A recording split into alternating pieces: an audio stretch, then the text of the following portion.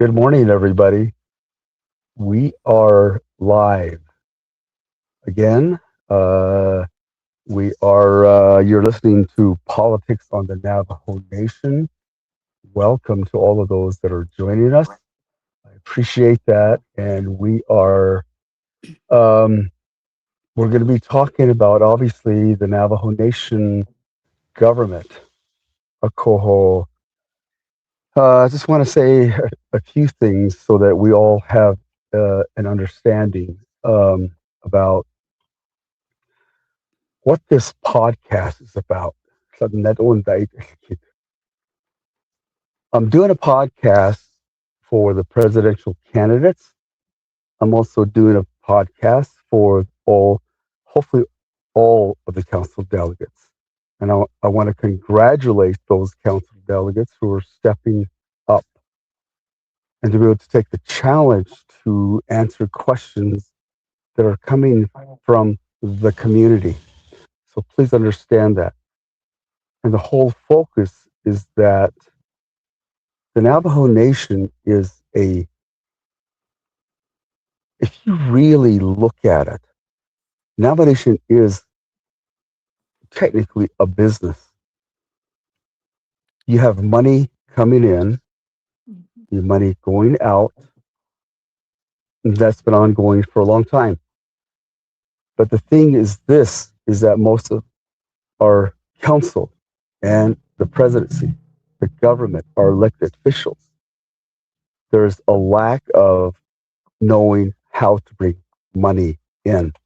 Our guest today is quite unique in her experience personally. And the thing is that all the council delegates, here's the idea. Yes, you are focused to your chapters. And however you navigate that, that's your responsibility. But there's going to be some overlap in these discussions. How the new people who are there, my question has been, how are you going to conduct yourself making that transition from your chapter area coming to Window Rock? Today's unique because the guest today is an incumbent. She's she's in office right now, and she's seeking re-election. So the questions to all of the candidates are pretty much the same. I thought about, well, should I present a new set of questions for the incumbents, or should I just continue uh, with with the same format so it's fair to everybody? So I decided to take that route to be able to give them the same questions, the incumbents, but based on their being in the office. Of course, so I wanted to just clear that up. So um, the questions are going to be centralized because I'm sure that the incumbent can swear that once you get elected, you're going to be there with the chapters attached to your name. You go to Window Rock representing them. But most of the issues that come to you are going to be Navajo Nation wide. So you're going to be making decisions and voting on legislations that are in Northern Agency, Central Agency, so forth and so forth. Ako kwe akisnad nishtole. So what over on a sindole so yeah I need to keep reiterating that because a lot of people are saying, how are you doing this and so forth and so forth. So I hope you understand. Ako so Shay Kalnez and Shiro Tachi Shiro Tachi Bashin Aro na Kaiden Edashin Shay Aro that on the Edashin Nalahut or Nan Shiro so Achin Hudloro so Kedoshin Nalahudlo a hut or a even na hut or CE gray. Ako ayun na shadow a sa etnos tiro tosit todo toit. ako dide the nationalities kito doit opohodlito ti adla sa lini don hatawin lini doit opohodlita at ada. I am getting this information because of experience. At the experience as a businessman of 40 years. So the foundation of these questions are based on that, how to operate a business. Um, and also was a candidate for the Navajo Nation presidency in 2014. So the experience that I went through then is affecting some of the same questions that I'm going to be asking all of our current elected officials, as well as the new candidates. So those are the two disclaimers that I want to put in there. I'd like to introduce our guest today, and I really want to extend my gratitude to Honorable Germaine Simonson and Ashipe Adehodolzi. Honorable Simonson. Oh, yaat bin sto do yaat bin hidedish shik do shitene de hata so gizdo sashi da isenot ado she kwadosh deji Germaine Simonson da shitene ado chishitene inshle lazalana bashichin tsedesh giji dashnala ado zist ki ani edashiche ado kwado Shagan Shanago Kaya ya se haskai back it Hassan Zilpan just wish the hasne a coho beni gishagan ado sto Ziln sa do when none go sto shagan do sto settles don't eat dot the hasne she hot she is sleeping on us hard rock a ko e settle doi a ko e ko agi ke hunchte a ko sharando a ko shia ho a ko na ya a ko ho a do da kushina khit e ya le kin traho ina e ultra benia a do e a ita hashin soda a ba hunsen e hawaden dish ne do ko sharando le do e hada ke hasti da do leichen so I don't be it's sit a case do hot ocean hat o could ultra beket at the do could an answer do a kona shago the quick shin art shanan shishla a ko hat ado bilhin shnani she hallo do ado shalchin etra la do sni do a cake on a ko at adane do sani do has tweed as lí có adó se tó cean a le ce é ató sé ha léitande. Léit an jeslí é con se nanága é Ruby bhfuil a có é dé ha a sí bahos é se san é sé Tashi hol shamasana shamanalna shoko shamasan belnash ashoko late chance do when on yas on go ba honizi shamado hodat do shido queenson de hande sa wish de yahan napetishna bahosal antata ohjit ihla ako oyat ben Ní chéad a snídá léil dó ba chéna san chuige é a chéil náhodíil net den ní go é se chuin netan le ba a chéile có a chun sa god se dééis all I chéthe. Okay. Oh, yeah. Ako, thank you for that.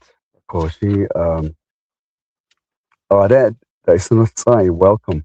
You're listening to Politics on the Navajo Nation. I'm your host, Cal Naz. We have our guests. Ako, we're going to now go into your platform. Can you share your platform, why that you're running again? What new innovation that you're going to bring to your second term if re-elected. Oh,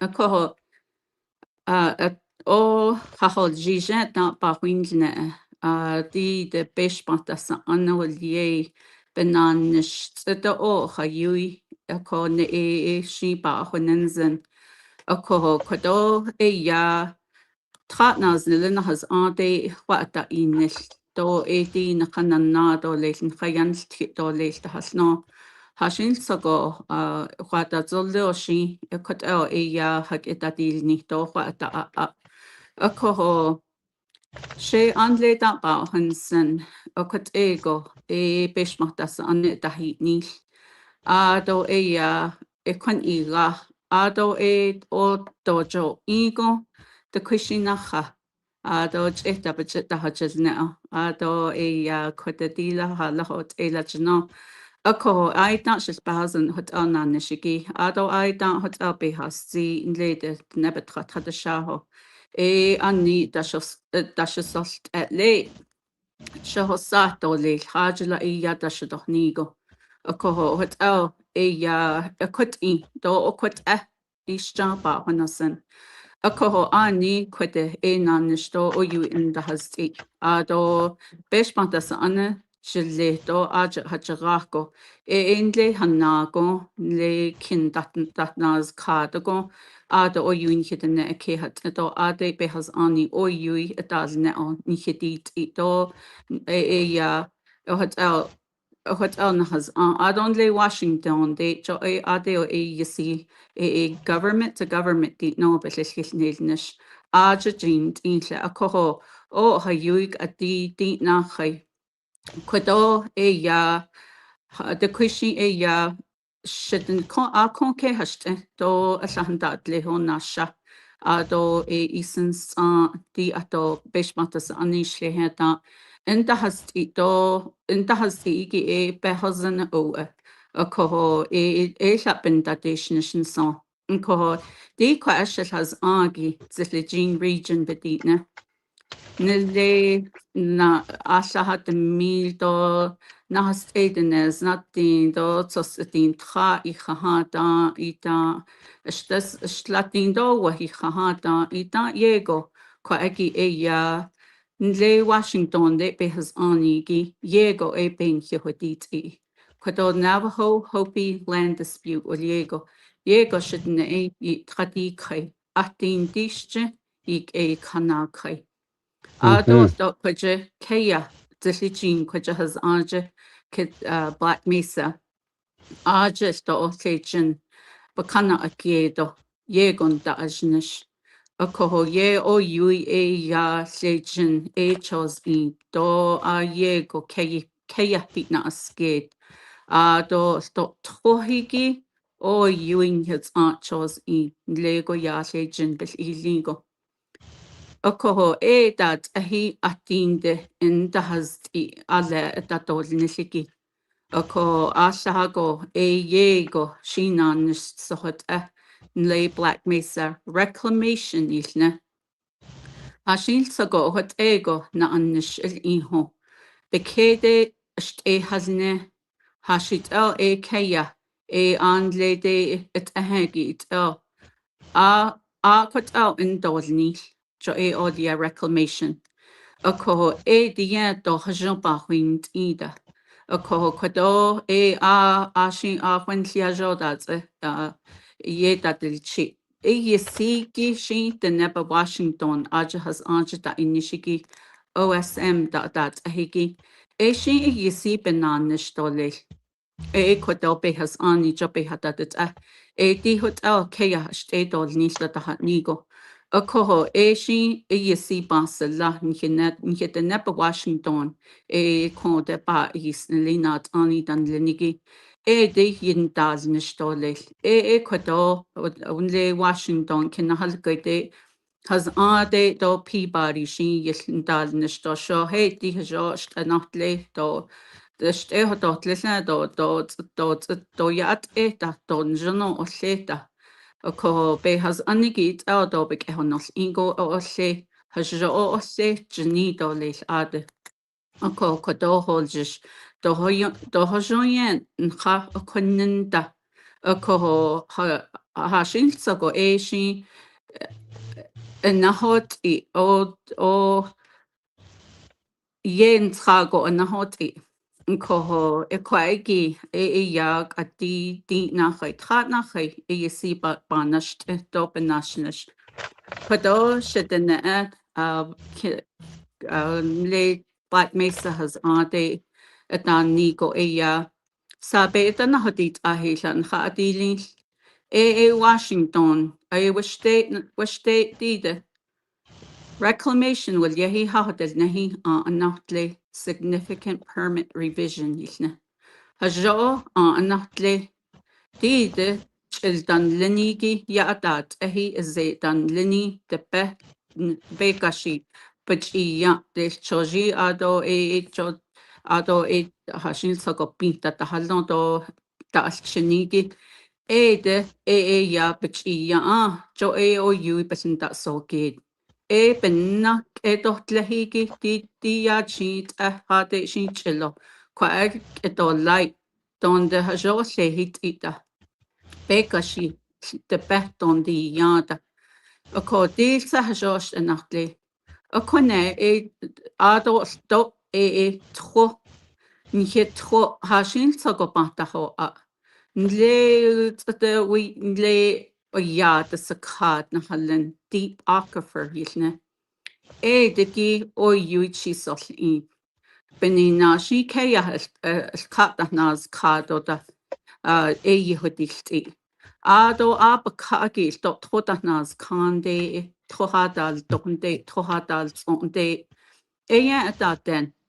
akoho nihetro abahazane pataho ochenal ingo akoho trohe do da halonda ako do the north east ako beditne Washington hala nihitoni di kaya kodochi chose idigi do ha ishipi haloni chose idigi digi di tronda ajne shot da abenast ego o kwa ha de deal ni don ni your Department of Interior expressed in their contract that they would return the land in as good as received.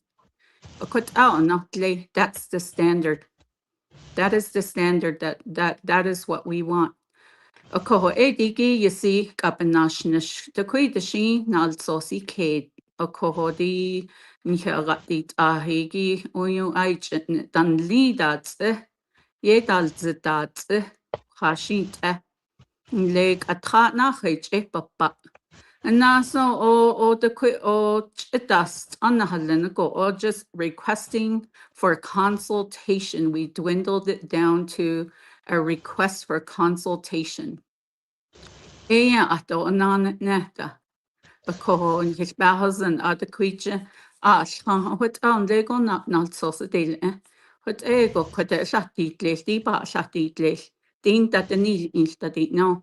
Ako do ako quadate in the ha ishi banana digi do nasita isnita. Ako digi you see nahalom panashado panashnish ako di kayan yeshaho the dot nilhala the in aquifer Navajo aquifer with yehigi hashin sago kaya ka di de hiyasa ka ako yego we are dependent on this groundwater, this in aquifer, several communities. Water is one of the more important concerns and issues that we are undertaking as a nation. And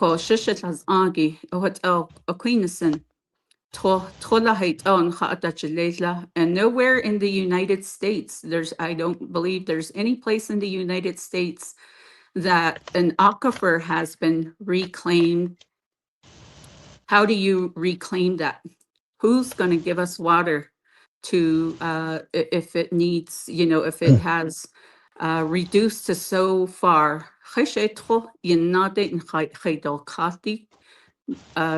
Water rights and koho het ashes as ankode ado so the bebenal sauce konde estlat go has anigi in PL dot dan hilne Navajo partition land nle sto ita 70-73 ita kis ani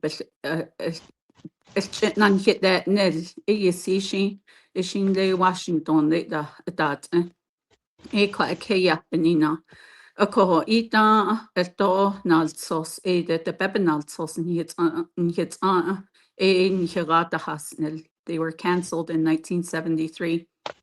Koho eya aton hitrana nita dishide. Koho de esto de neba Washington hashin sago. Edo shenanish de shlink no yield so at some point in time. It was strictly a BIA. It was going to be a job that BIA took on solely. And in some years, the Navajo Nation decided that Department of Agriculture would take the lead in doing the preliminary eligibility and making people eligible and saying that they can receive their permits. Okot da yilago, okok adishlatindo waho, na atinde papa. Ako kwado ashin sogo yajo okot go behas ani da yilan de do beso sa yaninen nilda. Do di de what go di na kit khalt ada asha da jilda di yinarago nanish idolin do hato nida. O Department of Agriculture Bayaja el Goi Ado Ajadane the do o yuida inishta Ada Kuhia. A ko ag a quidation da hit the gal at atin de in the phase 1 is niniki igila. A ko at an de abayashto di at di nach do which nach in the Department of Agriculture bedishne de hashit hajo nanish etolnik beso da sa yainzen hashi as sati ede benanish to legi shandostke ede da ede benanisho etro idoli ischa a kohodik ado Chinley agency je extension agent ishnigi Chinley agency ad aik it as je big Navajo je do inal sos ige twig it as a koshe hoit asati idolni a ko hajo idolni benina asati shan nost heti need a ko sabe danahadit inal sos be hadet do kwagi de kashi asha doni ado kwasa na kigoda nanish bahadilia do kwa na kigo huntdotnil ado benton nishi do besala bainch ketole hut shananish teen sigi to na kigo a teen at beso bashaja do bahalon a ko do do chi di a teenini kid ko sa in 8031 yisna nile Pinon do hard rocket a steet das a slat das since a tran a con a teen at leisure at all need hadotni a ko shamaya yastke o an le shaja sketna 1960 that's a ashla hadle honjia hojno hojna on zza a teen at all nicht nigo back in 1960. A koho cho pa di nachayeta beso sa ananin zeno ita Jimmy Yellowhair council delegate in long ashon 19 million yikate si hasindo what ajabate nil ato that the nista aditra which na nache a koho shipo otaz anandole a koho ita a koho beso panitnil a koho le White Valley hasne le goya pizza gay hasne a koya ishi o yui a kunna ishi na sazan na nehde a kohodi de yego di shida bahunta and na saza a koho digi na hon hodal na o inda kwat inda na nishin lenigi naspe nihinle a ko de do banan stra lede the Niger administration ha hol jisto da na dado sa des hinanish de kwan ho asa des kwan non nishadeg neho audit shich ekhay the Department of Transportation in Navajo Nation in that AAD de opinion de betrahadi kaidon le hard rock kon and has eaten his no archaeologists a koho AD kwagi ya dol kanan kwagi na dol kwagi nan no has trago has ango kwa ya hat zi a ko ade da na di jej adon shiba hanosen Mr. Silversmith o Diego kwa atinigi ajik des in de asha nachhetad Aron that a quint anal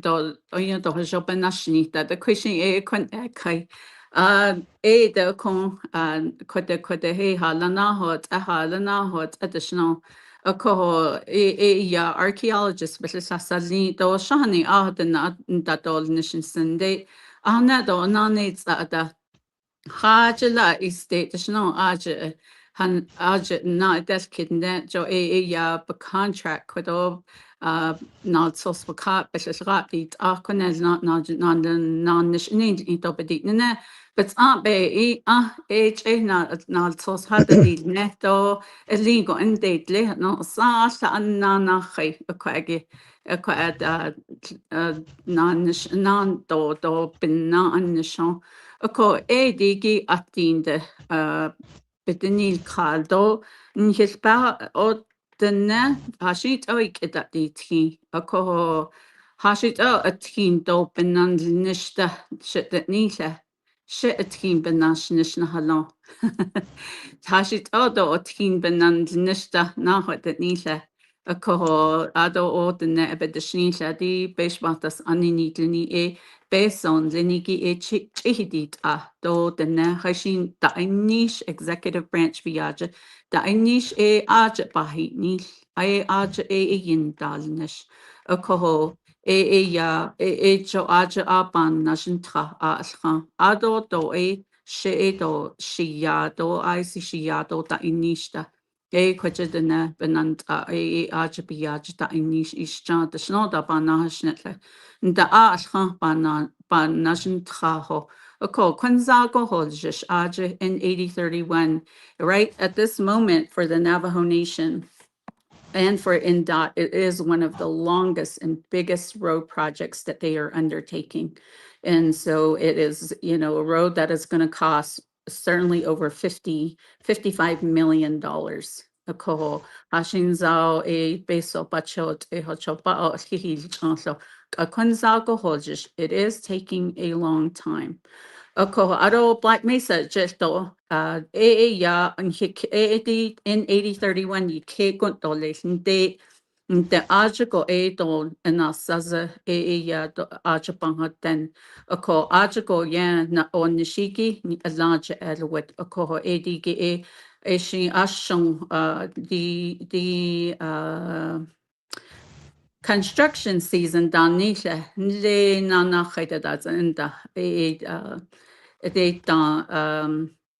springtime or that's in the other that's in that the niche to the request for proposal dalia do in that all nishi yahanda is gd hotel na nishbin shrato addition stano a koho housing that all nishi gibik hotini do shin le August September that's a contract awardee de le dole ajago ya in le Black Mesa le do at a team at leis the hashin zajet ado lesion na a team le chapter house and le tratnas and libet has ado trache. Ako digi she ben that dinish do le Okohoti kote zeshijin hishas angi in my region. And for all the years that our communities here, we had one of the biggest coal mining operations in all of the US. And it created revenue for the Navajo Nation. And this was certainly a time that there were no community benefits. And so all of the money was shared it was given to the Navajo Nation. I believe the company being and wanting to be a good neighbor probably did provide some community benefits, but I don't really know what and how much, but probably from time to time. And they seem to just pick the chapters that were directly surrounding them, like Black Mesa chapter, Forest Lake chapter. I'm not sure about Kienta and Chilchimbito and other places, but I believe they did provide some equipment from time to time, maybe hosted Thanksgiving dinner. But nothing substantial. And so if we were to go back, to that time frame, I think the lesson learned would have been our leaders could have said that, for the first 5-10 years of coal mining operations, we want to make sure that a good amount of those funds come back to our communities. We want to develop our infrastructure because we know that this is not forever. There's going to be a stop point. And this is not going to be forever. We need to be able to set our communities up in a way that we're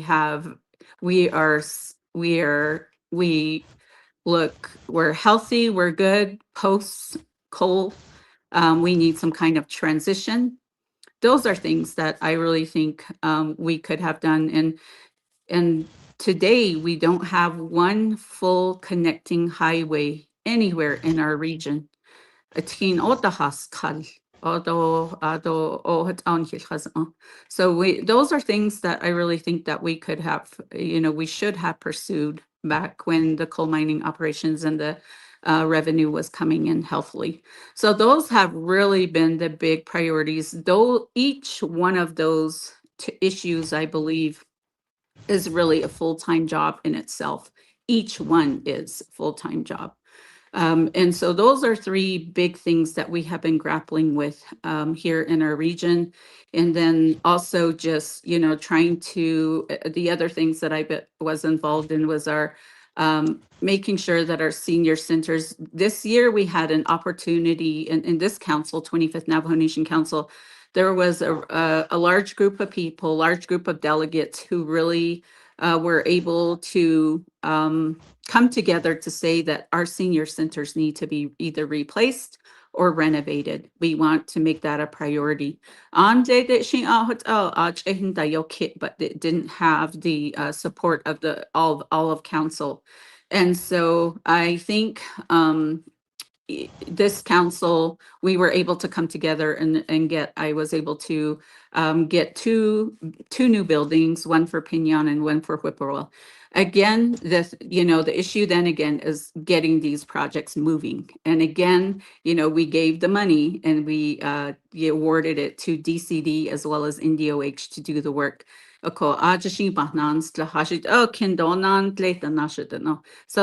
those are constant things that we have to deal with. And when I first started, I said there's other work that as a delegate you get assigned when you get to Navajo Nation. So number one, you're right off, with the laws, they tell you that by law that your work here is, with your committees. Your committee is priority, your subcommittees, your committees. Those are priority. Attendance is taken there. And there is in the law specifies that if you miss 60% or more of your meetings, your colleagues have the ability to either remove you from the committee or null and void or they don't, they don't allow you to vote on certain matters. So those are real critical issues. And as you know, we get sent there to be decision makers. Ako e shi ako aki e ya hatan na hwal ihinle. Ako ada jagaho ai ta nle o de indahas tiigi ade e ai ta ajo hwilni. And so you're directed towards state issues. And we have 3 states that we are dealing with. We have the state of Arizona, state of New Mexico, state of Utah, as well as then the federal government. Ako ada indahasti ada yadasti dolis ada kot on nata hat ada but had nata dotsita but no oyona na hot no kasha oko hoti. And next thing you haven't returned to your community in 2 weeks. And so do shohei kwetala then the neshi shita hasachins on ade when inana tiklako akot ahigi et o yui ya o yui go nan shalon ko o het yisi shanan shokanza holjish ko de halet kwa na is nil do Hosanent na do dahnan da ishe nan nishto to halet dati tlinch the ninigi Aiego stop on sus case and le halet de shila Okoho ba ahwenisin go adkunza go nlede asahanda atleho anasha conchiaho di sahaligi okoko shanas not ani den ndatle contra nazneligi oko shanas not ani conta sate hashit nanteho do nanits atase dosa sa what ndalnishinde okoho da ba hwennesen ya de kwa atratnas na has anginat anin lini yego ya yego hashin so nan nishpansilla. And so I realized through the years of being involved in chapters, and in my own chapter of Hard Rock, I've attended hundreds of meetings, and I've also been able to assist with some things within my chapter. And so realizing that local leadership is extremely important. It is critical. Your local leadership is the one, what I've seen, and probably one of the best leaders that I've seen really in all my life, Chiaj Percy Dill. What I've seen him do in this community is he's been able to bring people together. You have to bring people together. The next isho put out that these ni so hey kwaeki is katija put out that these ni stan ni go o cut out the ne yisna ago yun zao holjish. And he's also been able to so having vision, what his community should look like, and having some real, key critical capital improvement projects, identifying them, making sure that they are project ready, and making sure he's gathering and meeting with the people to explain to them that these things are happening, constant communication. And so I don't know everyone can be, so all of any listener here, you should be able to look at your chapters and evaluate those things. Okoho e adogi nahat ahagi il ito hajo hatit ego jo aja beshmatas unbich nas kodle show hey kodel and dahasti. What I've seen Mr. Deal do, and at that time there was a chapter manager, there's Mr. Harry Begay, maps. They had maps all the time. And other maps, they would roll out their maps.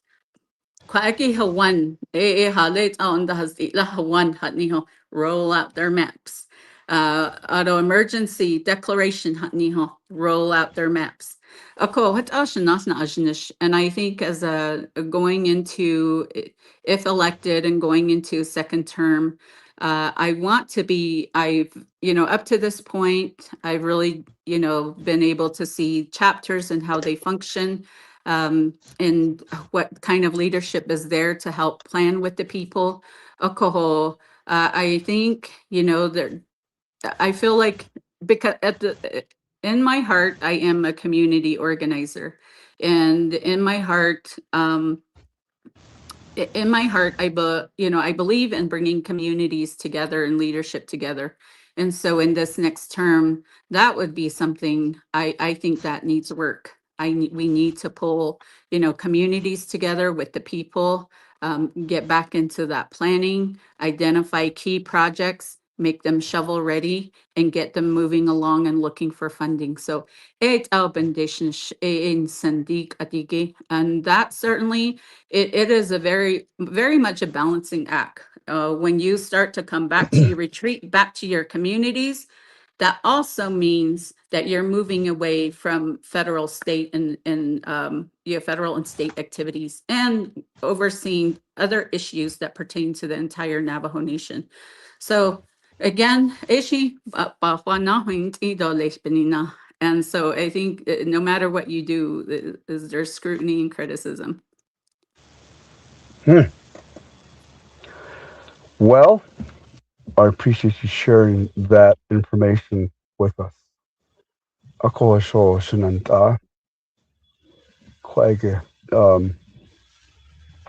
The way that I interpreted your platform is pretty much your how you what your track record was as a council delegate the past 3.5 years. And as far as the future, the Ninigi a Taras Kagunhalo a behind a koho Koro a the platform the snow. Hey a prioritize. Hey at large with all the nation store isla do aton atadia do those type of things. And I find it very peculiar that you brought up this thing because I hear this in Shiprock. I hear this in my own chapter. Sanasti, Kohalina, Red Valley. Hatashi, Korohot Oha Daisi, Nelinde, Ako, Aten, Do Kujin Hichin Jirada.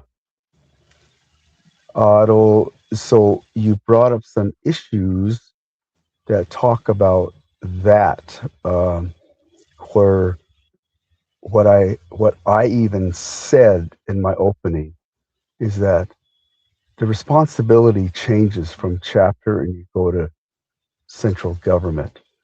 You are now under the responsibility to take care of the whole Navajo Nation. So not only your chapters, now you got the responsibility of the entire Navajo Nation. So you mentioned Navi, but you didn't mention your standing committee participation.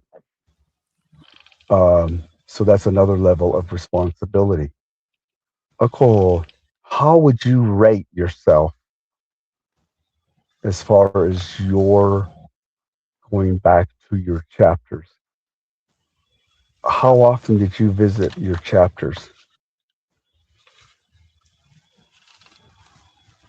Oh, how often did I visit my chapter? So when I first became a delegate,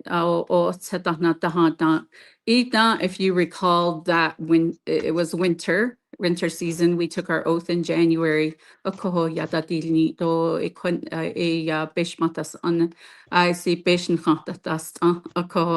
Ado ita benasniho ita yego dan chil do yegon da hunda. Kokodoba hashne she quit quidishil has ande, do at a he it leisda. O coho ha sin quado for slate joshil da deal wado. Isla deeds at that isla that a leisure ka oshil all the west dolly. Quia White Valley ya shilla deal with Pinonja. O what anan deeds at that the slat at the sense of Tanan or Tlejo et Hinan. Ado in his bahazan ita atin COVID restrictions no a be ka ato na ita atin hotel be has ani.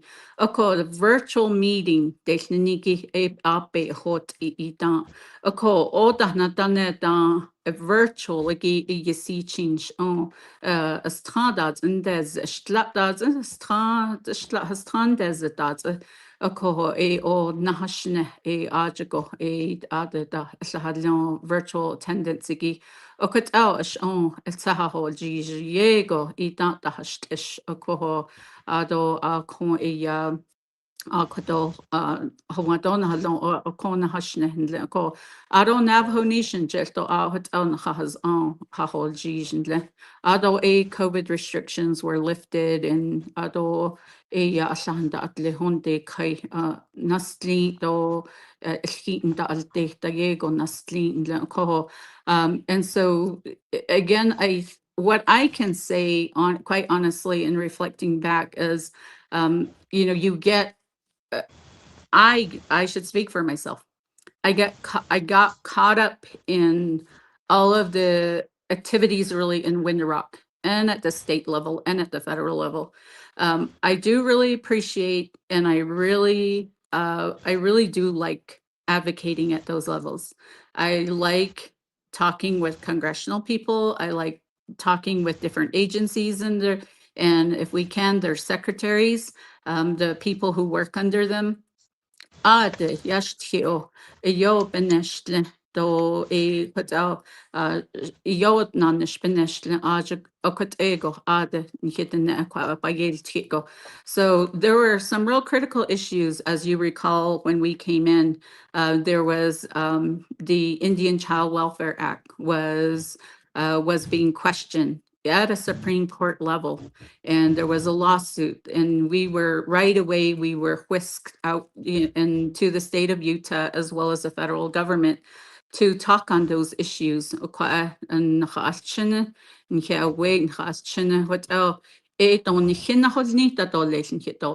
And so we were right away, trying to address those issues.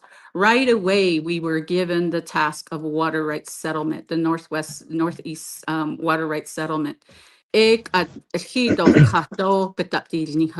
So right away, you're getting, given handed some big projects and tasks. And you're right, I am the vice chair of the Health Education Human Service Committee. Right away within that committee, we had to settle that school board reapportionment. It's king so that all things quite all just hit that no quite none hit the null cut. So we had to really get that organized and fixed. So as a delegate, you're right. We not only do we have NABI, we have our subcommittee, which is the Health Education Human Service Committee. There's Arizona caucus, which is there's a Arizona delegates that get into a caucus to discuss Arizona issues. And then there's our water rights team. There are a number of delegates in that team. So right off, you're already being given all these other jobs. And it is real easy, to then overlook the chapters and really try to come back and reconnect with the folks. So I would say in rating myself that I would say, I'm just going to say it's fair. I'm going to just rate myself fair. Certainly people will say otherwise. But I would just say, I do show up to my chapter meetings. I do show up to my planning meetings. And at the folks probably expect a higher level. But that just, again, I'm just going to say it was fair. And really how to say, i- going forward, how do you really balance that? Certainly I can say maybe I could do more live, Facebook Live, so people can listen and hear me even though they don't see me at the chapter. A lot of times you do come to a chapter. Also, there's times I've come to chapters and it takes a while for these chapters to reach quorum. And in those times in your chapters, there's some quorum levels are at 15 and some are at 25. And so, 15, 25 people really, again, I don't think you're reaching your entire constituent base. Some chapters have 2, 3, 400, 500 voting, members, registered voters. And if you're meeting with 25, is that, I don't know, is that sufficient? So there's certainly ways, and the communication could be better. Okay. Um, well, yeah, of course, the responsibility, there's a lot of stuff to fine tune, which brings up, you know, uh, there's 24 chapters. The original was 88.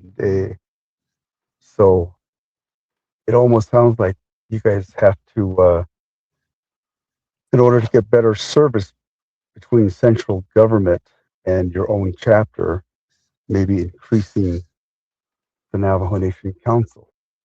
In your second term, should you be reelected, would you consider assisting on the legislation to do so? Yes, absolutely.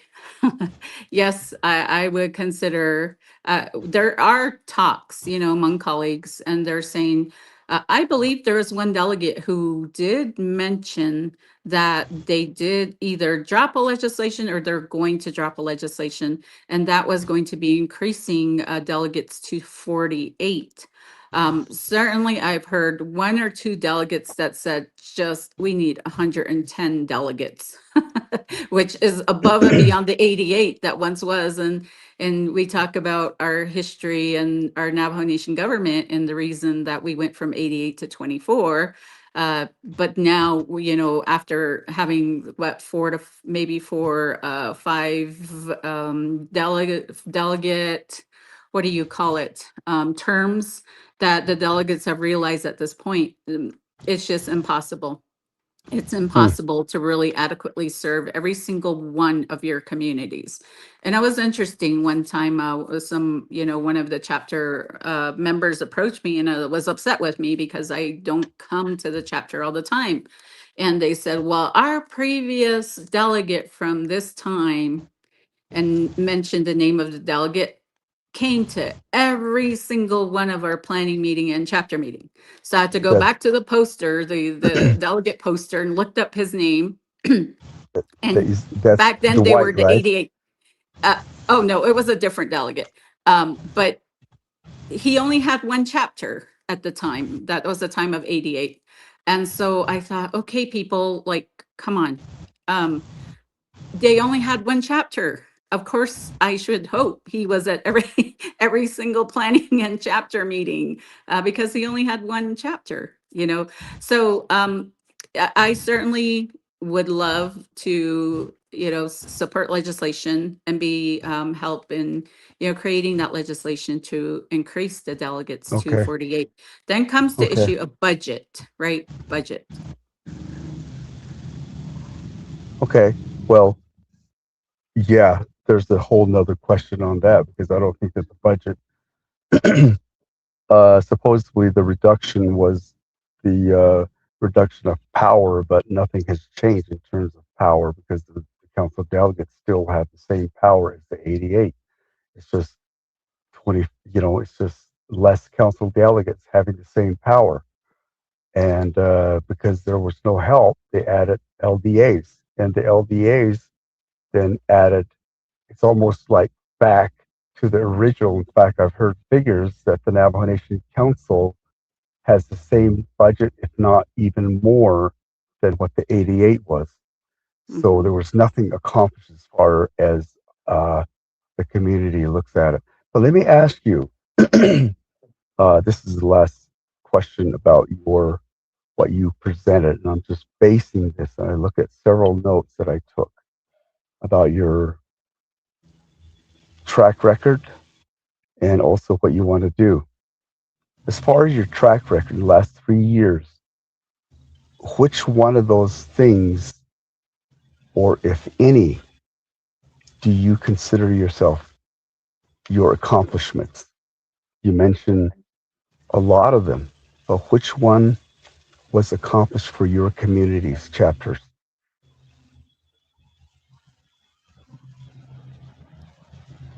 Well, I think one that clearly would be measurable was obtaining the funds and making sure that I advocated for the community of Pinon and Whippoorwill. That certainly has a dollar amount tied to it, and that this project, and there will be new buildings at these new facilities. There will be new facilities at these chapters, and so that is one that I'm proud of. That the community What kind of facility was it? Senior centers, they're So going to get new senior centers, yes. So Pinon will get a new senior center, and so will Whippoorwill. how long is that out of completion? The money is there. It was approved in 2024. We've had numerous meetings with NDOH and DCD. They've come before council, and we've questioned, where are you at in getting these projects along? And so some of my last meetings within the past maybe month and a half were that there are project managers now working with the chapters to collect all the documents in terms of land withdrawals and all the clearances that are needed to build infrastructure. So those were the things those are the last updates I have. And I just, saw one of the president's staffers this past week and let her know that I really need us to be all on the same page, because right now, this project is straddling between NDOH and DCD, which is, Department of Health and Division of Community Development. And they're two, separate departments. And so how do we really they seem to want to be doing their own things separately, but really it's a massive project. It's a massive project. It's like 88, it's maybe about 40 brand new facilities, and it'll be about 40 plus renovations. So maybe a total of 88 building projects that we have here. That we should, the money was approved in 2024. We're now in 2026. Project managers are now making their way out, and how much longer it will take, those are things that we really need to know as well. So again, at some point, we will need to bring both of these departments before probably Nabakiat would be best, because every delegate, I believe, is receiving either, has a project involved here. Yeah. Excuse me. So let me just clarify. So out of your 3.5 year serving, you can honestly say there were 2 new buildings, and the rest are, they're not completed yet, but the money is there. Well, and then there's 3 renovations. So in addition to the 2 new buildings, there's going to be 3 renovations. So I bring up those projects because these are ones that have money attached to it, and they were awarded to to these projects, and they're bound to happen. What I've noticed within the nation is that a lot of projects take 8 or more years to come to fruition. So as you know, we came in to Navajo Nation Council. So I don't mean to say those are my only accomplishments. As you know, and I was reading through my notebook here, I have several from the time I started, and I'm looking through all my meeting minutes, and every single day it is one issue to from one extreme to the next. I'm dealing with various issues. Like this page, I have on here, no hydro analysis for the big tank is what I have on this page. So I was meeting with IHS and NTUA and all those folks and how we can get a water project for mini meals. Mini meals is another big one. Mr. Nez, I could go a whole week telling you about all the projects that I've touched and all the issues that I've laid my hands on here. And that, you know, you have to come back. It's like having hundreds of plants and you're having to go back and try to water every one of them, you know, all day, every day. And maybe some days you forget some and then you got to come back and revisit those things. Anyway, so it takes about a year. So here's a real true example. 2018, si Haciendo o Yui, Besoch, that delegates, it was almost like this ARPA delegate region distribution. CHACIN, a large amount of CHACIN money was taken out and awarded to the delegate regions, and the delegate regions, their chapters picked, you know, tons of projects to do. That was in 2018. 2018. And as of last month, out of that 2018 CHACIN pot of money, 2 of my chapters, or maybe 3, finally got their vehicles that they were wanting to purchase with that money. Back from 2018. So the vehicles certainly were not the same costs as it was back in 2018.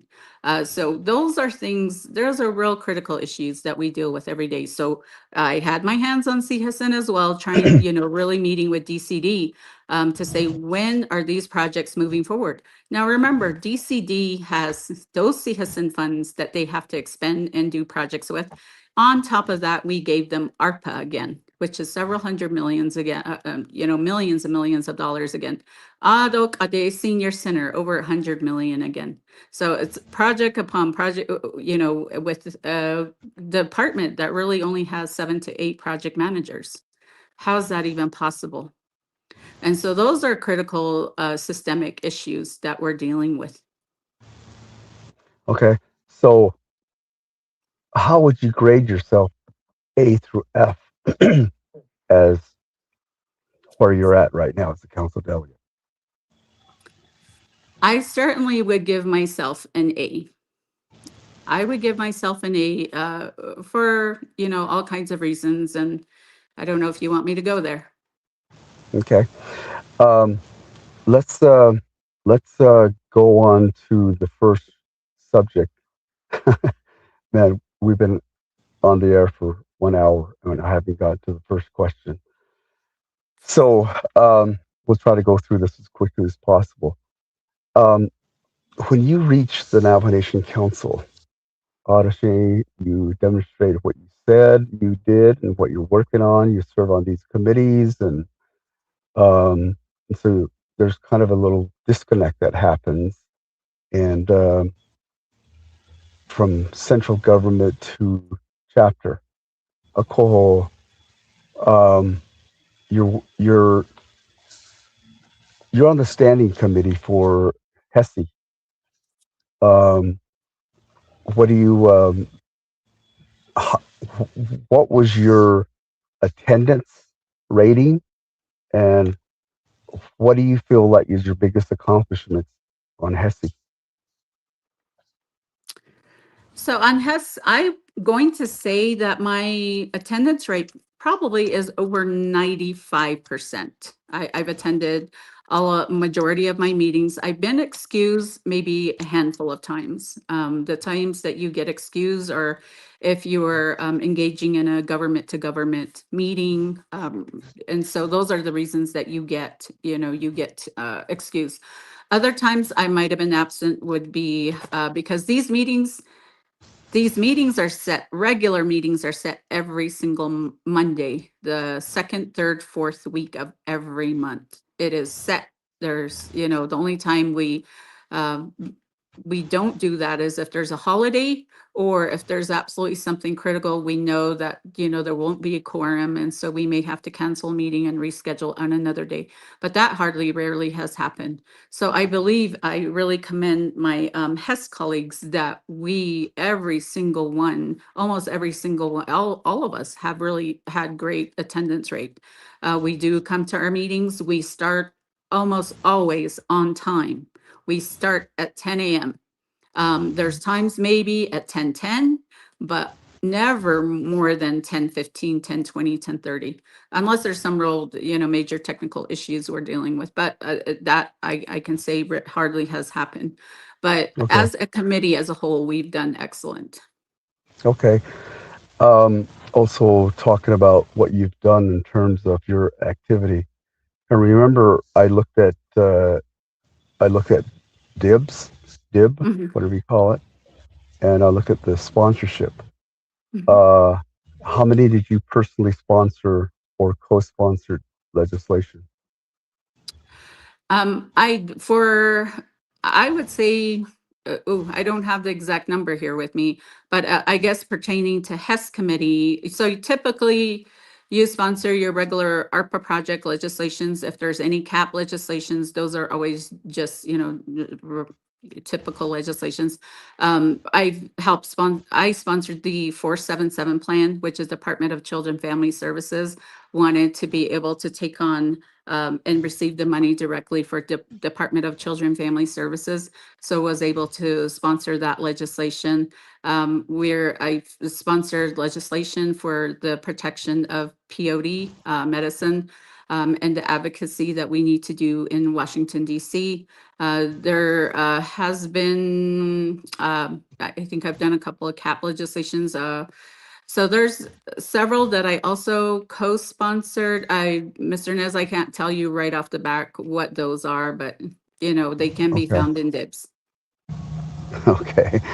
Um, so there's one notable legislation that the last one that I believe you sponsored, and that was that last questionable funding for both legislation or legislative and also the office of the president. And notably, a lot of people had like they have they had heartache on the is it $750,000 that was allocated for the office of the president. Am I correct on that? Yes. Yes. Um, so can you explain what your logic was behind that to the audience? Absolutely.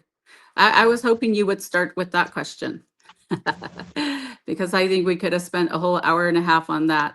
Uh, so yes, there's a lot to say about that. There really is a lot to say.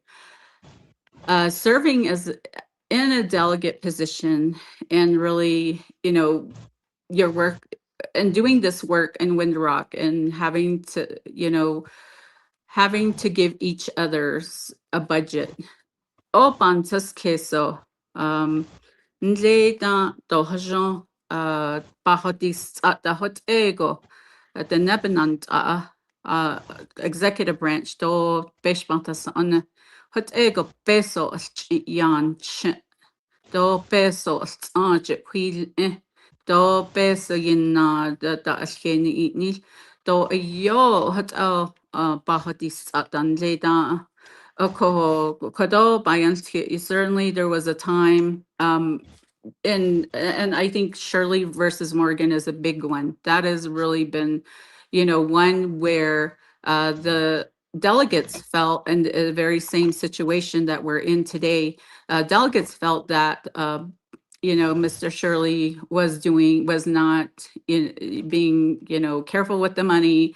They were doing these projects and making contracts and spending money frivolously, and they wanted to, remove him from those things.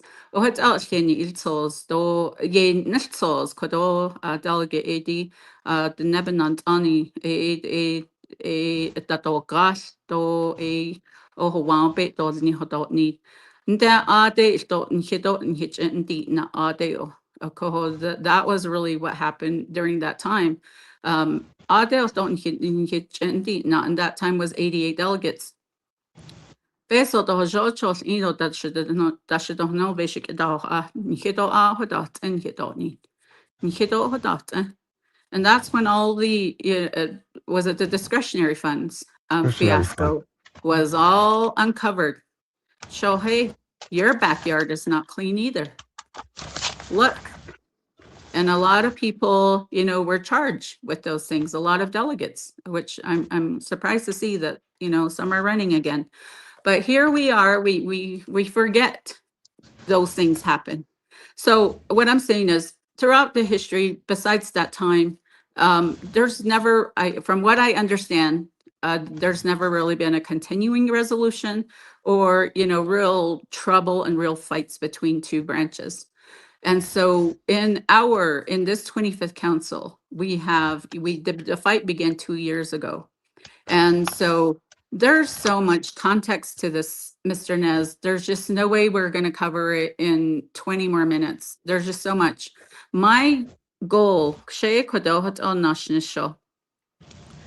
I'm very much, I like to say that I really do honor and value fundamental law. The Nepepe has only but Tassale.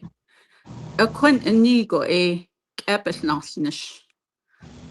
Do ya a quint inigo ya. Na nishi is hatino sento as kiss nasnish, a kiss nasnish. Ne. Sken oh nise do nida. A kiss nasnish. Na big iastkit. A sheep ba ito daso at da astisago at ese. De ba yastki na big yastki. That really is that is the basis of who we are as a Dene people. Oko kado sahazli, and there is a lot of things that happen. Really budget and finance is the one who comes together and creates that with the controller, create the the projected dollar amount. They already, they pull off the set asides and then they say, and then, the chunk of money is given to executive, chunk is given to legislative, chunk is given to judicial. They then divvy it up between their programs and departments. So that's how budgeting goes. And primarily who takes the lead is budget and finance because that is their responsibility. And so unless you're in budget and finance, you are there to see all the meetings and interactions that happen and the reason they lead up to, either discord or, where there might have been misunderstandings or where somebody didn't follow law. So unless you're there at the meeting in person and seeing everything, you don't know that. So what I'm saying, Mr. Nez, I'm still looking for that. What is the justification to allow extra budget even for the legislative branch and also to the president? Because the president, we're all looking from the outside. We're all looking at you guys on council floor. And okay. So Mr. Nez, I'm trying to explain to you that what's the correlation so people who here? look online and they're trying to follow these things, that does no justice to what is happening, all the activities that lead up to this point.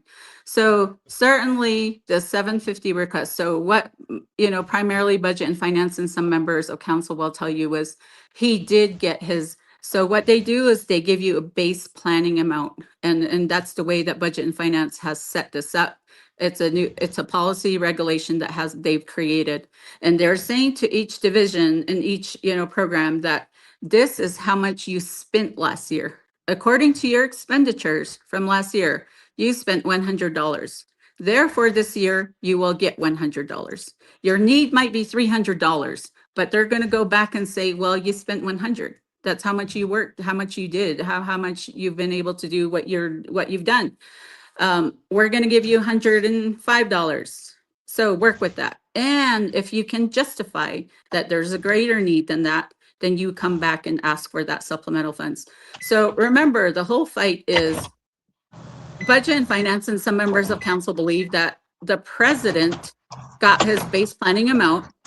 And what he did was he chose to move it all towards personnel, leaving himself only $30,000 for operations. So, kutje legislative, their base planning amount was about 6.2 million. And so what happened is went through the line item vetoes, he cut that 3.2 million in half. So there was a real, council was upset because they told president, you got your full base planning amount. You got all of it. Then you want more. Kujin legislative, our base planning amount was 6.2. You only gave us 3.3. You cut us in half. And that was the fight for all of these months. And we were getting nowhere. We're getting nowhere. I think we understand the fact that there's that's the point of the whole thing. There's a constant bickering between the president and the council. Now, you represent Pinon, Forest Lake, Rough Rock, Hard Rock, Black Mesa. Where did your allegiance change from your chapters needing money to the needs of the president? There was no change in allegiance. Mr. Nez, in the world, I don't know what to call it, say the world of administration, the world of between the legislative budget and the presidential budget, I believe that unless you're in those positions, in those two positions, the rest of everyone else is going to, and they have said, and my chapter said, when I tell them that we're having this fight, and they would always say to me, well,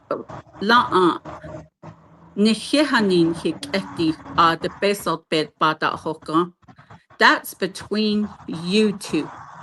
I've been told that by elders in my own communities. And, if you want to look at meeting records, there's elders who said, that has nothing to do with us out here.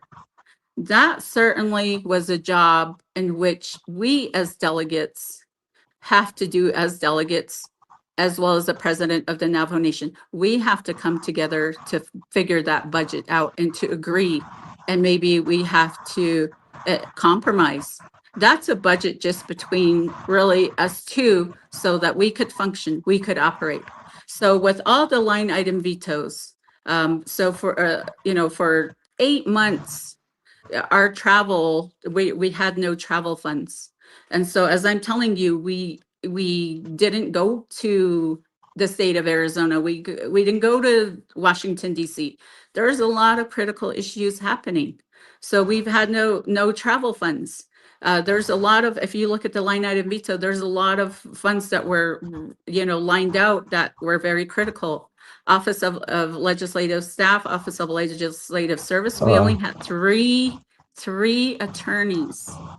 Auditor General couldn't hire, the special investigators to do some important work. Yeah. Those were all impacted. So I would say with the short amount of time that we have here, I'm going to say on my behalf, I'm trying to solve a problem that nobody wants to solve, because we're too busy of what people will say about us. We're too busy, trying to be, and so I knew I was going to get a backlash. I knew that. But there's a problem here that needs to be solved. Who's doing it? So I attempted, was it, the best solution? So my original, so the president was asking for 1.2 million in operations is what he was asking. So in working with the controllers, what controller said was, well, last year he spent going back, expenditures, he spent 750,000 last year in his operations. And operations are day-to-day, bills, paper, pen, printer, ink, insurance, lights, whatever. Right. So I said, okay, 750. And my proposal to the president is, the problem that council has with you is they feel like you have too many people working for you. You have 40 Right. staffers. Yeah, Right. I say, and I said to him, this is fact. You don't have 40 people working up for you at all the time. There's a lot of turnover. You have people coming and going. So let's say 4 or 5 people. If they leave, don't rehire for those positions. That's personnel at the rate that the money they're making, 400 or 500,000.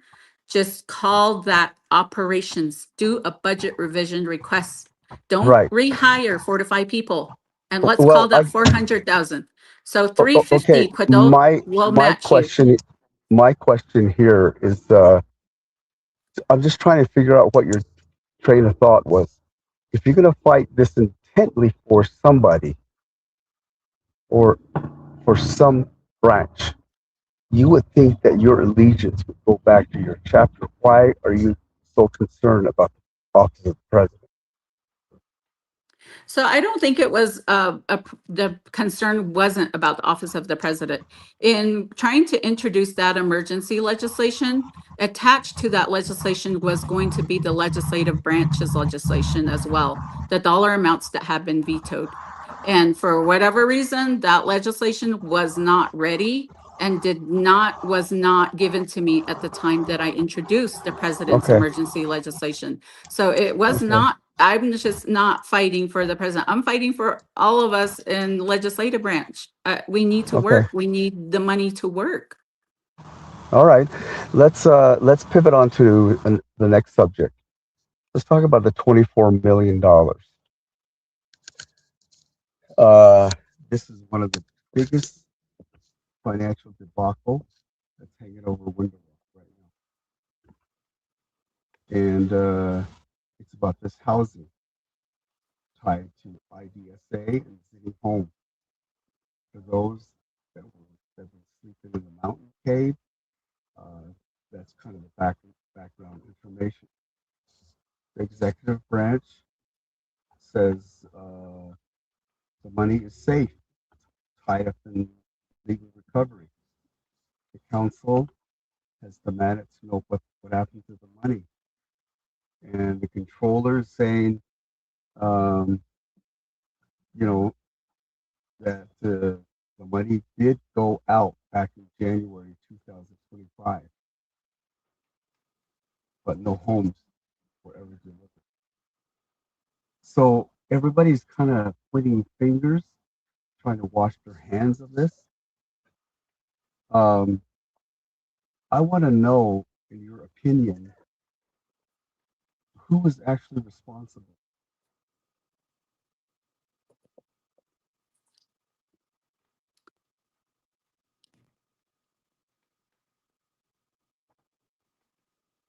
Are you done asking the question?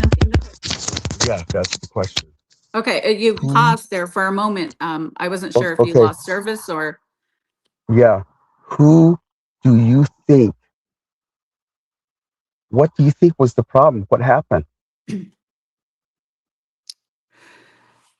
That one, that also is like the budget question. There's a lot to that. So what I know is really the systems that we have in Window Rock and how we select contractors and you doing your due diligence. That really to me, so there was something that was said in which they said, well, council approved this, and so council did not approve specifically IDSA or Zenny homes. As you know, in Window Rock, the president certainly has authorities, and the executive branch has authorities to issue certain contracts unilaterally. So that doesn't come back to council. There are contracts they can make on their own. And so there was a lot that I saw, when we first came on council, we were invited to the Zenny Home Warehouse and Productions in Page, Arizona. I was able to go. I think the time that I went, I believe it might have been Chair Jesus, Brenda Jesus, I believe, and that was really the first few months into being a delegate. I believe Chair Jesus, I don't remember if there were other delegates, in which we showed up and toured the facility. Certainly, there was work happening. There were people, our Navajo people were there. There was several, maybe 50, 60 workers I saw that day. They were all, building parts of these buildings. And so certainly the work was happening. There was a manufacturing. So when I go back and I review, where did this go wrong? And there was certainly talks about, so in the original legislation, when they approved these projects for ARPA under CHID, they talked about a $50 million, funding for CHID and this home. And I think we have to go back to what Mr. Jonathan Nez's vision was, because remember, that legislation was created and finally approved at the end of the 24th Council's term. They sat on the ARPA funds for maybe 1 whole year, 2 whole years, trying to figure out how to spend the money. Finally, towards the end of the 24th Council, I believe they finally had that legislation, CJN something 22. They finally created that. And so that was already in place by the time we came in as council. So in there was talks about 24 million. It sounded to me like it was a grant. And then the 24, 25 million for home manufacturing productions. So I think certainly where was the due diligence? Because if you look at it, it met, it went through a DOJ review process. It went through a 164 review process. And so how did it go wrong? So one, certainly you can take a look at the company. They were already doing crowdfunding, which means to you and I, where you should then understand that these people don't have the money. They don't have the money up front to do this work. They are looking for money to do the work. And so they had they were really, saying two big projects that we have. We have the Mesa development. So I'm sure they came to the nation and they had really nice pictures and nice brochures and had numbers on there. We're entering into the contract with Mesa. We're going to build a 5-story apartment building. And then, so when they were in Mesa and talking to those, investors and developers, they then probably turned around and said, well, look, Navajo's going to give us 50 million too. So we have projects. So what is their capability statement? They hadn't done and completed any real projects previously. So we needed to really take a look at, the track record. But also, I think you have to put maybe yourself in the president's position, because I believe at the time there were 300 jobs and there were 300 Navajo people working. And the narrative that was being given was, because we close NGS and we're responsible for folks leaving their job locally, look, here's a replacement. Here is a job opportunity in which our local craftsmen could then come back to work here and they could have a job locally again, maybe not making as much as they used to, but making some sort of income. So those were all, I think, things that I saw early on in going into this. And it was council who raised the alarm. So if you remember, Delegate Shauna Claus said, it's been a year now, you gave the contract, where are the houses? Where are they at? Because as you may recall, Chinle Agency, my region and my delegate region, my chapters here, were going to be receiving Zenny homes. We were the ones who were going to be awarded those homes. And so the alarm was sounded and we said, where is that money? And as council, we said, how did they end up just getting the whole 24 million up front? All of our Navajo businesses and other businesses, they have to show that they've produced the work and they have to have finished the project sometimes before they even get the money. So how in the world did they get the whole total, how was the whole 24 million awarded to IDSA? How did that even happen? How were you just gave all of it? There was no, there was no schedules. There was no, Yeah. okay, produce Let's 20, 25 homes we and then we'll give you this amount of money. There was I none think of that. the There was not a right. schedule. I think the news media pretty much covered all the history of what happened. We know Right. about that. But my question is this: the just like you said, I'll use your own words. The council is blaming the president. The president's blaming the council. Now, it's all your guys' fault. Every member of the Navajo Nation Council is responsible for that 24 million. The president, and you just said it was reviewed by DOJ. Ako ito, hindi ko that needs worth worth. It's like if you lent me money, $100, later to these things, but instead I come back to you and said I lost that $100. How would you feel? That's how the Navajo people are looking at this. That the council failed. Every member did not read the fine line because this 24 million was packaged in the I think $700 million. Ako, hindi ko to, um, uh, it was packaged in there. Ako, so obviously it went through. Everybody's all hunky dory about what's going to happen. So you know, how do you? What type of metric system did you use? I understand what you're saying. We totally agree with you, 1,000,000%. That those are things that should have been the vetting process. Ako, being spouse and doing sado, ako, oh, 1 year is late. Every one of you. Thank goodness to Brenda Jesus that she brought it up. Ako, oh, what guidance did you guys use to do this? Because all of you, including the speaker and the 23, plus every member of DOJ, plus every one of the executive branch, you guys, nobody knows. And I'll tell you what, we also looked at the court situation. That Robert Worsley, that snake, filed bankruptcy the day before. So nothing, that 24 million cannot be recouped. That's gone. It's in his hands. Or actually, maybe 22 million or 23 million, because I think IDSA kept 2 million.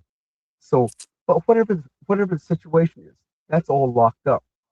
But that's already settled, if you will. So the question we have over here as the Navajo people,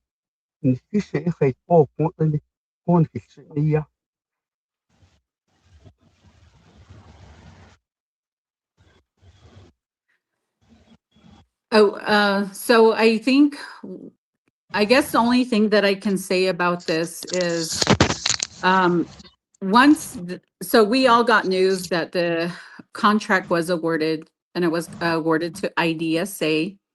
There were already concerns about the contract being awarded to IDSA because number one, they were not a general contractor.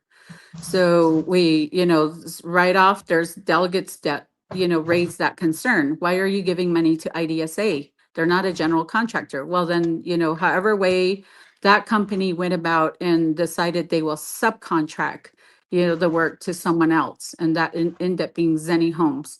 So certainly looking at this, and again, you talk about separation of powers, right? Um, as delegates, we're appropriators and we certainly do laws, and those are the laws at this point, present time. They will tell you we followed the laws that are in place. Again, going back to vetting process. So in looking and understanding that the money was given right up front, delegates, what we might have done is come back and, start monitoring, maybe quarterly, first quarter. How much work has been done? There is a warehouse, there is a manufacturing, there is a plant, there are people working. There That was. isn't, yes, there was at the time. So how many have they produced within that first quarter? How many have they produced? But also the money was already given, the money was already transferred. And that Right. is not anything that the We council really had control of. When the money was, those things were, we aren't given that information. That is something a that's controller does. That is something a uh controller does. I think the only one that's right in this situation is the controller. Um that's not, you're still not answering my question. You as the council delegate, what gauge did you use to approve this uh entire package? I believe it's 700 million overall, but one of the package was the 24 million in there. What metric did you use to vet this thing? We know what happened, we know the process, but how did you allow this to go through? What happened? So if you're going back to that original ARPA legislation, I don't know for the full numbers right now, but I know it's a CJN ending with 22. That really, it was broad and general and vague in terms of it giving a certain set amount of money to different projects and different activities. As you know, they went to CHID, they went to NECA and TUA. Those are Department of Water Resources, to the FRF office, to regional chapter projects. So there was a whole, slew list of things. And so in that legislation was very general, and in it giving money to CHID, we gave the money to DCD, Division of Community Development, to get these homes out. How they did it is not specified in that legislation. It just says we are giving you, and those funds were also divvied up. So if you remember, 50 million was for CHID. 24, I believe, million went to Navajo Land Commission, so they can give money to give homes as well. Another group got 50 million. The veterans got 50 million for veterans. And so the home distribution was divvied up in those ways. And in that legislation did not specify, how the work, how it could be done. And if you remember correctly, the initial plan was that they would be stick-built homes. And so I believe DCD went through that process and getting the RFPs out and getting their bids back in and reviewing those things. So all of those things happened, but I would say that in our legislation, it was very broad and general that we were giving these funds this amount of money for homes, and it'll be administered by this department. That was it. That was what we did as legislators. Okay. Excuse me. Okay. Let's I think again, as Navajo people, we're still wondering what happened. And nobody has really explained to us what happened. Because I was a subcontractor to the Navajo Nation for 40 years, all the way from being a source list, getting sole source, working through purchase orders, working through contracts. And I tell you what, those departments went through and they vetted me like I've never been vetted by my own, family. Mhm. And it's just absolutely embarrassing Mhm. and disgusting as a Navajo business owner that our Navajo Nation elected leaders drop this ball. If they treated one single Navajo company like myself, why didn't that happen? That's always been the question. But this is just my closing comments in reference to this. It's a crying shame. Zenny Holmes came to the Navajo Nation with a big sales pitch. Everybody fell for it. There was no business. I want to see those pictures, but I'll guarantee there's no pictures that anybody ever, there was anything. You just told us that there was, and I agree, they were trying to raise money and using the 24 million as collateral to show other investors that they should invest. They didn't have the money to buy equipment. So that Robert Worsley on record was already bankrupt with the Sky Mall. And so I can't imagine how the Navajo Nation could take one Navajo woman and put her as a storefront and justify this thing and package it. They funneled the money. She was nothing more than just a funnel mechanism. And that's the sadness of this whole thing. And our elected officials failed us everywhere. DOJ, council, and the president's office. So I'll just say that, and then I want to just ask a couple more questions about the 638. This is kind of right along your HESI committee. There's with your HESI committee, your chairperson is Vince James, yourself, you're the vice. There's Helena Nez Begay, George Toth, and Curtis Yaneto, and Dr. Andy Nez. And you guys deal with all the healthcare things related to that across the Navajo Nation. I call it this 638 facilities. Do you agree with these 638s? The health facilities. Oh.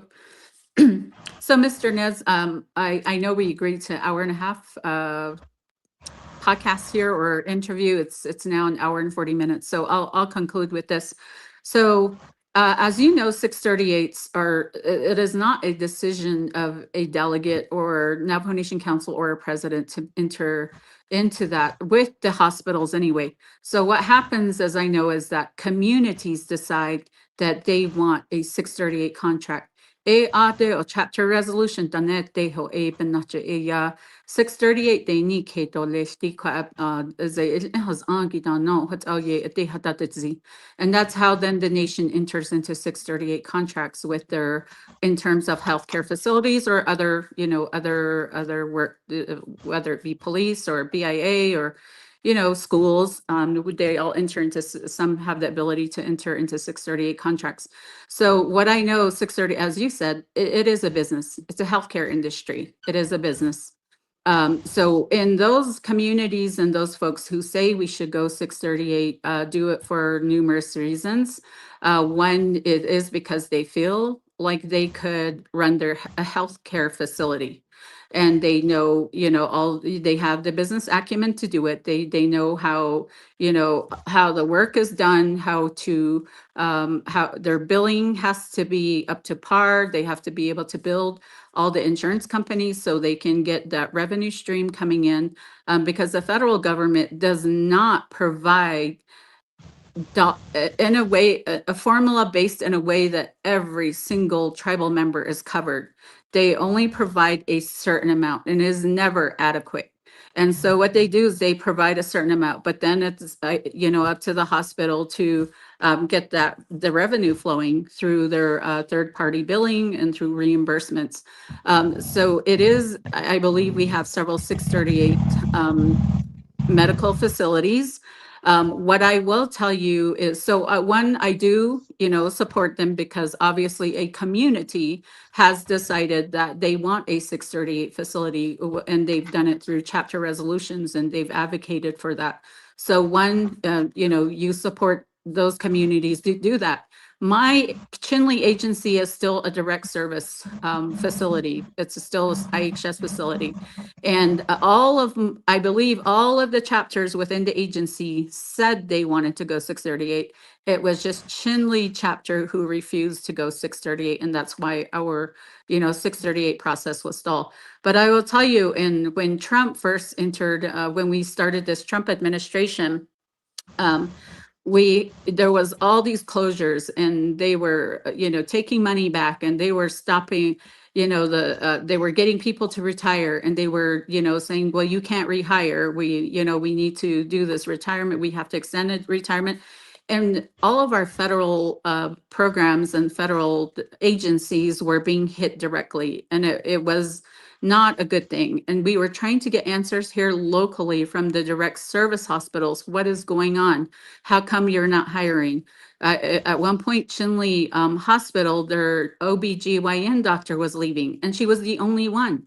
And if she left, and then there was a hiring freeze, there was going to be no one hired in that position. And where were all of our pregnant mothers going to go for service? That's a direct tribe. So what I'm saying is, went through this Trump administration, what we saw, and I asked this directly to both 638 and direct service, is who is faring better during this Trump conundrum? Who is faring better in terms of being able to continue to operate? And that even IHS said 638 is faring better because they have the local Mm, power, local autonomy, local authority to mm, continue to operate and to continue to hire people. Whereas IHS has a hiring freeze right now. BIA had a yeah. hiring, still has a hiring freeze. The schools Is had a hiring freeze. So yes, and again, just like anything else, Mr. Nez, and you talked about the housing debacle, our business sense, our business acumen, our ability to make contracts, to do contracts, to execute contracts. Are we there as a nation? And we are very new to business in terms of a formal business where you enter into contracts and you have this cash economy. That was not, it's all very new to us. And some people are navigating it. And and then some people are doing well. And in 638s, you have a board, and that's why you have a board. And I say this to boards all the time, that you are there to help, monitor, and you are there to help, and you're there to monitor the financials, and you're there to ask those questions. You have to hold okay. these people accountable. So Okay. all of that goes into play, and that has to work together really well. Certainly, if 638 is not working well, you have ability for a retrocession. You have the ability to turn it back over to the Okay. federal government. So Oh, okay. Nice. yes, Okay. okay. Yeah, just two more questions, please, Ashwanda. Uh, Short questions, nothing in depth. In terms of healthcare 638 or IHS oversight, uh, do you think that HESI is the oversight committee, or is there any oversight for any of these? So we have questioned that as a HESI committee, and in both, it seems to me like we don't, although they do report to us, it's up some 3.5 years later, I am realizing that we don't have any real direct say over their operations. So IHS will tell you we're a federal government, and yes, certainly we work government to government, but that's really it. I see ego, dinda. We can say all of those things, but it's they're the ones who are operating, and the same with 638, and the same with all of our schools. It's that way all Exactly. the way. Yeah. There's no real authorities of the HES committee, Yeah. the way I understand it and what I've seen. Yeah. Beautiful. Okay, thank you. And then the last question, are you familiar with Navajo Business Opportunity Act? Oh, yes, I am. Can you share that with me? Yes, Navajo Business Opportunity Act, hata shi yape landa isli ko edi denne nhe denne nidlinigi ya hashin soko na nish handel chadigi la ilne ho ya haid aho da na nishi kwat ego boho kwach edet di hut an don nish hata dot nil ko di jo ani bahashnet senior centers. Dí go cuisin in nídí le a dalne dóléil a coho de big eholdig a request for proposals in na déo. De cuisin cuisin ná na spínschat dan nónal sociedadédí an bid proposals. Dí dí den ne ní linigi Navajo ché láge in chatsochtdó cos. Nché láge ja qua ná sin chadadót all jo hut be has ani Italian Yeah, hadashi a beautiful. coho distí de hut has Beautiful. Thank you. Yeah, that's exactly right. And I think that my recommendation is that somehow, some way, the Navajo Nation government, all the elected leaders need to support our own people because there is money out there for micro lending, right. what have you. It's feasible. It's kina anago. Nakada zino sipare zino sido Oh, hayu. Hona has ko hen shnidole. Ago oh, for the next 5 minutes. Your closing comments. And you're oh. talking to the Navajo people and also your constituents. So deal with all the not no. Uh, Mm-hmm. your closing comment. Go ahead. Oh. Had nána chudó seatín adó hasin sa go nabig síl dó adó si ha dú sin stoppa a nádó tiinde a chun a had Mm-hmm. í leanle. A có Yep. dí chuigi a láide igi dó jo be jeistí sáhad é le council chambers a chu den nepelgangi be jeistí le. Ha jo Hajo elchillen dat dílis de sníle. Hajo elchillen dat dílis. Echillen na an nisúil lehigi, hajo a déil ingo sin dó het égonchil has an de dóléil. A Oh. có chodó hajo elchilnéil na stóléil. Chala hut echuin san ebelna an si. Jo bet a hadde bet sa lé a dí den nenníle. Mm-hmm. Den net Balaashlai. We're a Navajo people. We have a way. We have a way to govern. We have a way of governance. We have our own way. Shamasha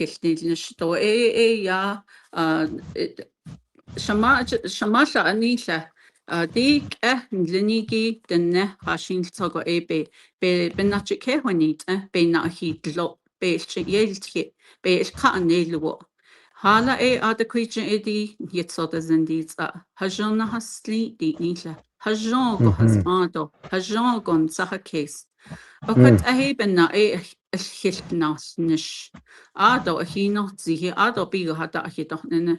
And I really want to say, Mr. Nez, that imagine what we could have done within this 4 years had we really worked together. Mm-hmm. The way that what I need my Navajo people to understand is think about it. This election season, I want everyone to count the number of times a candidate is going to say, right? Have you heard those Mm-hmm. speeches? Yes. Every one of them say that. Every one of Yes. them. Mm-hmm. Now, I'm going to because I want to work with the people across the street. The representation is sin. And I really believe that is the only way to get things done. This is not a position for you. If you're going to get into the Jinne and quit ado chandashi, but edi trahadaya, quit awada, which is chidi, which it no. That there's that professional side of being a delegate, that diplomacy that you have to engage in.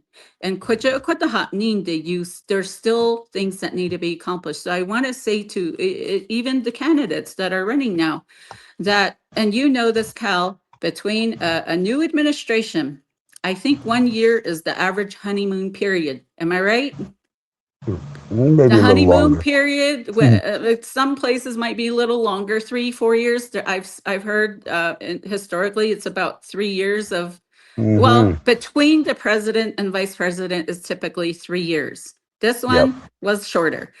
Between executive branch and legislative branch is, I don't know, maybe year two. What I've seen is about a year in my term.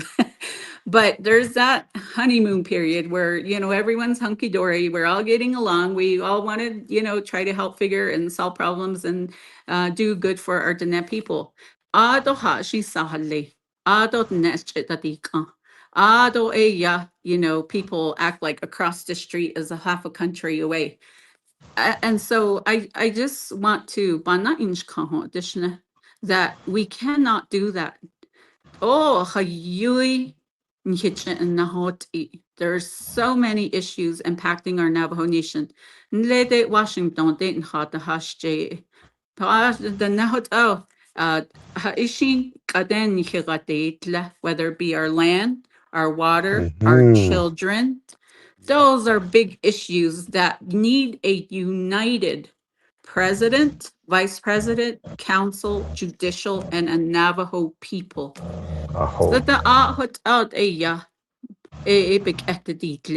but with the infighting that is happening here, it doesn't solve anything. No one is winning. No one is winning. Somebody has to pay for legal counsel for the speaker. Somebody has to pay legal counsel for the president. How much money is that? How much money, what could we have done with that money, to really help serve our chapters, our Navajo people? So I just, in my closing speech, and somebody said, well, and I really resent that comment. And that's a sexual, comment that is distasteful in an era that we are in, where we have missing, murdered Indigenous people. That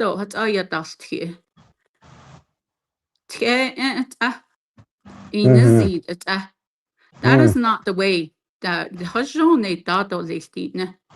And so certainly, as a delegate, as a leader, you have boundaries. So if Mr. Nygren is misusing funds and in peso those complaints, I'm sure were all directed and were given to the appropriate entities to investigate. So there again, as delegates, we are not to interfere with those investigations. And you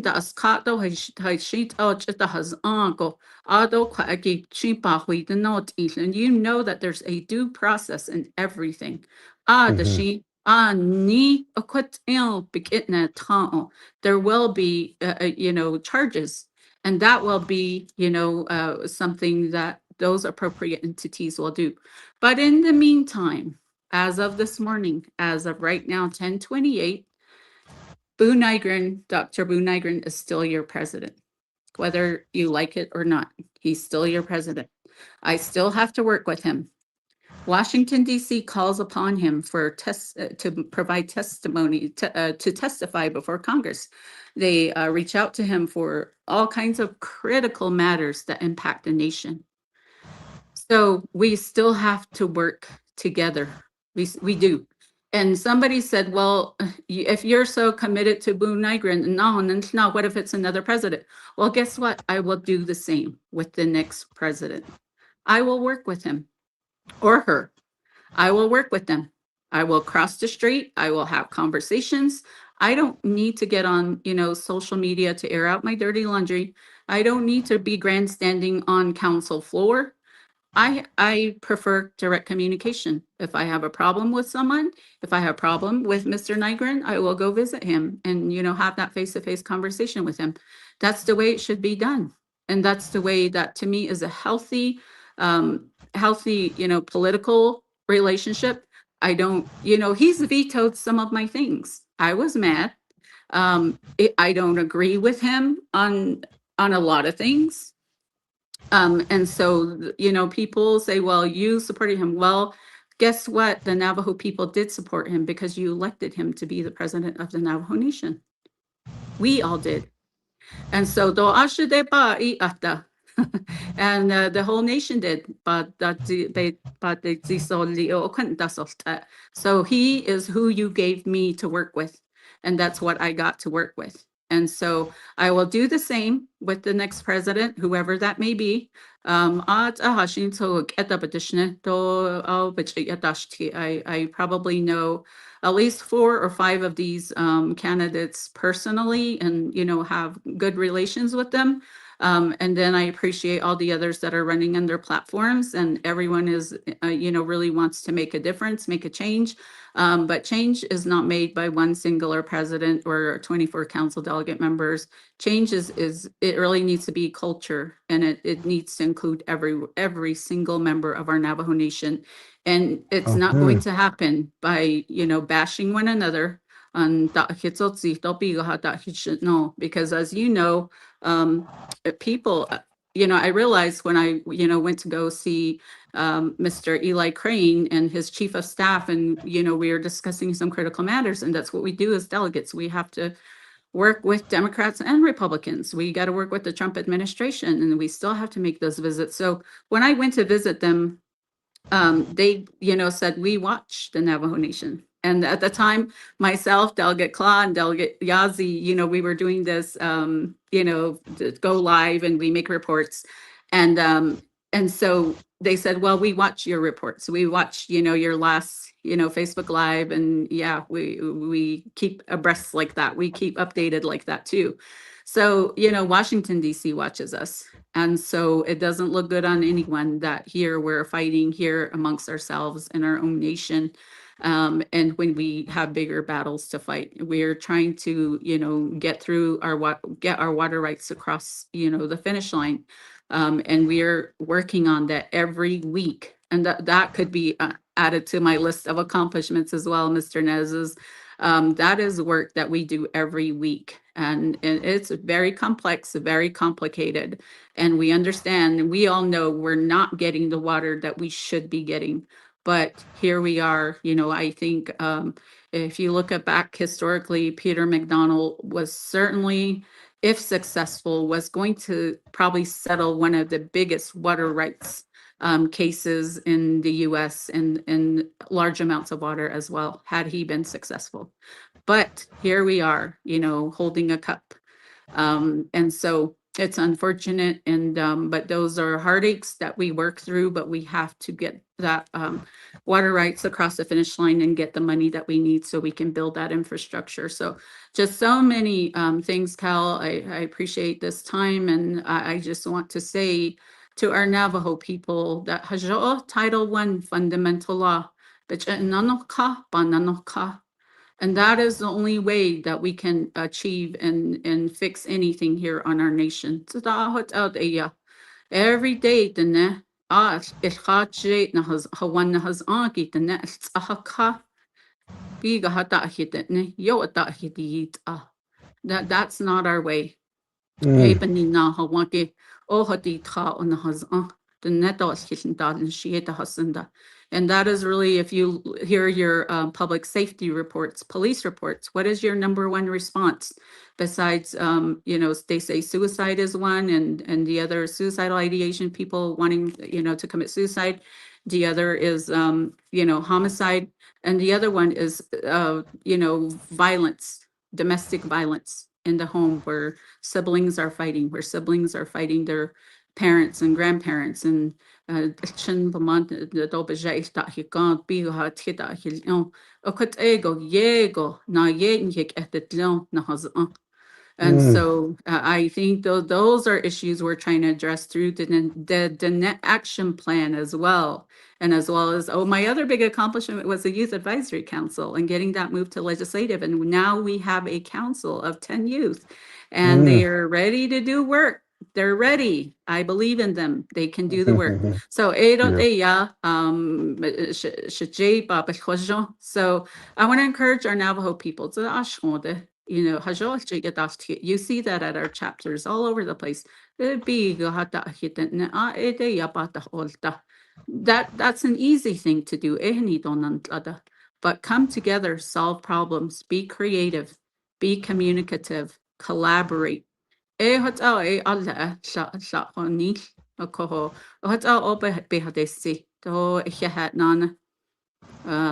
missing Nabi right now.